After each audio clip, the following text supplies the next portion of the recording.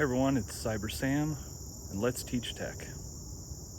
So I gotta confess, I really screwed up the start of my year, and I want to talk about it. So every start of the year, it seems to go this way. I don't know if you can relate, but I thought I had everything ready to go, but I didn't. I had a summer camp, and I'd set up all the computers in my lab, and people were logging in, students were logging in, doing great. Camp went well. And then starting the school year, I don't know, not quite half, but a lot of the computers in my room, students can't log in, and I'm having all sorts of technical issues, and it's super frustrating for me and students. And I'm teaching a new course that requires special software, and sure enough, we use a software center to distribute software, and the students are clicking on it and it ain't working, not installing. So it becomes kind of a nightmare for everyone, where what's supposed to work doesn't. So I'm sharing this, and what I've done at the beginning of the year here is I'm creating my lists. I do this almost every year. I rarely look at the list I already created, but beginning of the year checklist. One of those is you got to set up your labs and check that they're set up correctly. Now, I got to give myself some grace because it is after COVID.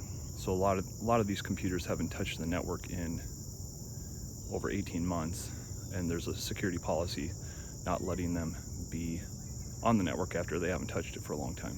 So I guess my tip today is to either take that half day or whole day before students get there and go through your whole lab and make sure things are right. We re-image things just to make it easy, and at this point I'm disappointed that I didn't do this before class started. I can always get students involved, but in hindsight, it's 2020, but I've been really screwing up. We generally don't do a whole lot on the computer the first 2 or 3 days of school, because and I'll talk about that in another video, but I'm disappointed things are not quite working, and I want to do better.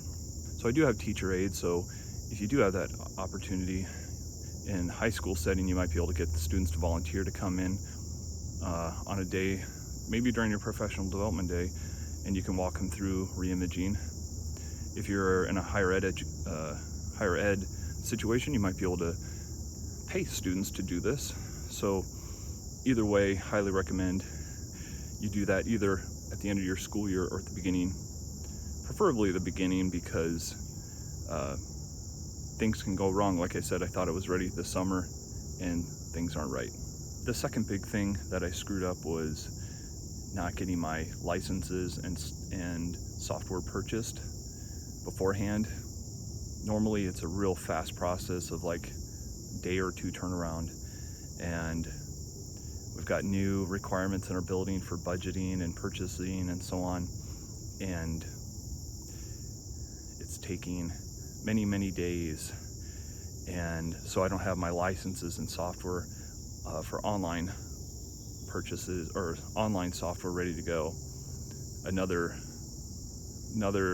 frustration for students and for me. So normally it's pretty slick, but I'm doing it last minute, and the last thing I want is students twiddling their thumbs, getting their phones out and being bored. I really try to jam pack a lot of content and engagement in my lessons.